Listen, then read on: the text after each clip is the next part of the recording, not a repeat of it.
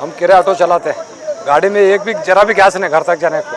4 दिन होगा पंप पे लगाए हुए क्या गैस डालो जी 1 लीटर बोलो थुने डालो सेट किराए मांग रहा फिर को कैसा करना बोलो।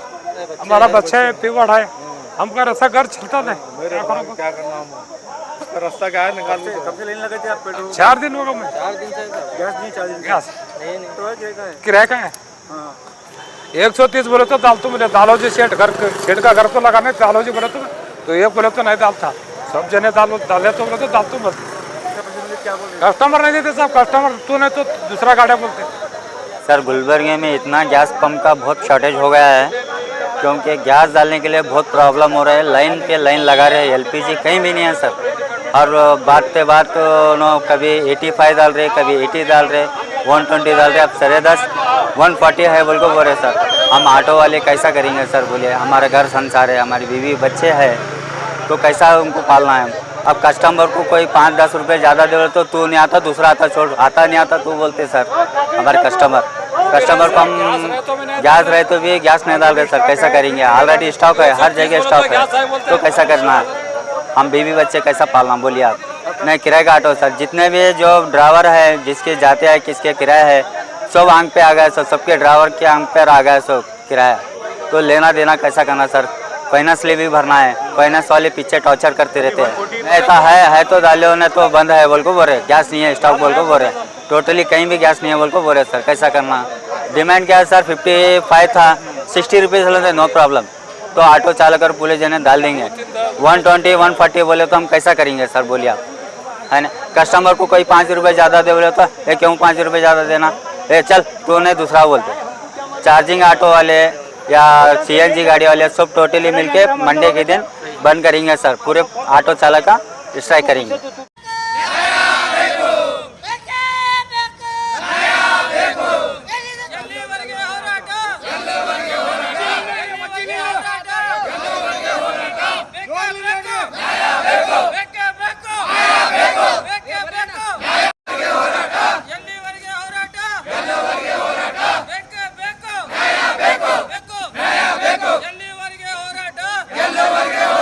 ಮತ್ತು ಗುಲ್ಬರ್ಗದಲ್ಲಿ ಎಲ್ಲ ಆಟೋ ಚಾಲಕರಿಗೆ ತೊಂದರೆ ಆಗ್ತಾ ಇದೆ. ಕಾರಣ ಗ್ಯಾಸ್ ನಿಗದಿತ ರೇಟ್ನಲ್ಲಿ ಆಗ್ತಾ ಇಲ್ಲ. ತಮ್ಮ ಅಭಿಪ್ರಾಯ ಪ್ರಕಾರ ಮಾಲೀಕರು ಕೆಲವೊಂದು ಪಂಪ್ನಲ್ಲಿ 85 ಕೆಲವೊಂದು ಪಂಪ್ನಲ್ಲಿ 90 ಕೆಲವೊಂದು ಪಂಪ್ನಲ್ಲಿ 95 ರೂಪಾಯಿ ಅಂತ ರೇಟ್ ಖುದ್ದು ಮಾಲೀಕರೇ ನಿಗದಿ ಮಾಡ್ತಾ ಇದ್ದಾರೆ. ನಮಗೆ ಭಾಳ ಕಷ್ಟ ಆಗ್ತದ. ಸೋಮವಾರ ತನ ಇವ್ರೇನಂತಾರ ಸೋಮವಾರಲಿಂದ 130 140 ರೂಪಾಯಿ ಆದ್ರೆ ಗ್ಯಾಸ್ ನಾವು ತಂದು ಕೊಡ್ತೇವೆ ಹಾಕ್ತೇವೆ ಇಲ್ಲಾಂದ್ರೆ ಹಾಕಲ್ಲ ಅಂತಕ್ಕದ್ದು ಇವ್ರು ಮಾತು ಹೇಳ್ತಾ ಇದ್ದಾರೆ.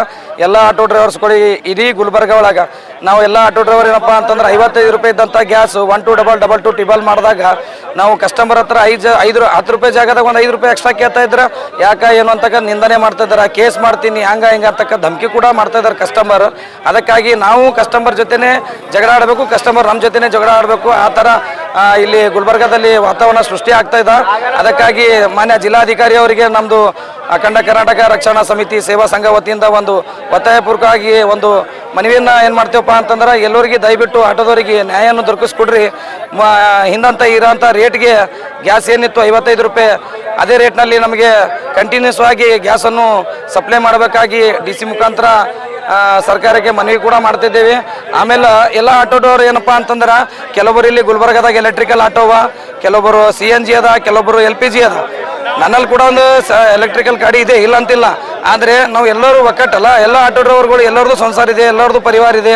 ಇವತ್ತಿನ ದಿವಸ ಏನಾದರೂ ನಾವು ಪರ್ಚೇಸಿಂಗ್ ಮಾಡಬೇಕಾಗಿತ್ತಪ್ಪ ಅಂತಾರೆ ದಿನನಿತ್ಯ 500 ರೂಪಾಯಿ ಸಂಪಾದನೆ ಮಾಡಿ ಅದ್ರೊಳಗೆ ನಾವು ಮನೆ ನಡೆಸ್ಕೊಂಡು ಹೋಗೋದು ತುಂಬ ಕಷ್ಟ ಆಗ್ತಾ ಇದೆ. ನಮ್ಮ ಗಾಡಿ ಮೇಲೆ EMI ಅವ, EMI ಕಟ್ಟಲಿಲ್ಲಪ್ಪ ಅಂತಂದರೆ ಗಾಡಿಗಳು ಹಿಡ್ಕೊಂಡು ಹೋಗೋಂಥ ಕೆಲಸ ಆಗ್ಲಾಗತ್ತವ. ಅದಕ್ಕಾಗಿ ದಯವಿಟ್ಟು ಸರ್ಕಾರದವರು DC ಮೇಡಮ್ ಅವರಾಗಲಿ ಸಂಬಂಧಪಟ್ಟಂಥವ್ರು ಯಾರದಾರ ಅವರಿಗೆ ಗ್ಯಾಸ್ ಪಂಪ್ದವ್ರಿಗೆ ಮಾತಾಡಿ ಅವ್ರಿಗೆ ಮನವೊಲಿಸಿ ಅವರ ಗ್ಯಾಸ್ ಪಂಪ್ ನಿಗದಿಯಲ್ಲಿ ರೇಟ್ ಏನಿತ್ತು 55 ರೂಪಾಯಿ ಅದೇ ರೇಟ್ನಲ್ಲಿ ನಮಗೆ ಕಂಟಿನ್ಯೂಸ್ ಆಗಿ ನಮಗೆ ಗ್ಯಾಸನ್ನು ಸರಬರಾಜು ಮಾಡಬೇಕಾಗಿ ಈ ಮುಖಾಂತರ ಅವರಿಗೆ ಮನವಿಯನ್ನು ಸಲ್ಲಿಸ್ತೇನೆ. ಚಿದಾನಂದ ಎಂ ಬಾಣೇಕರ್, ಅಖಂಡ ಕರ್ನಾಟಕ ರಕ್ಷಣಾ ಸಮಿತಿ ಸೇವಾ ಸಂಘ, ಕಲಬುರಗಿ.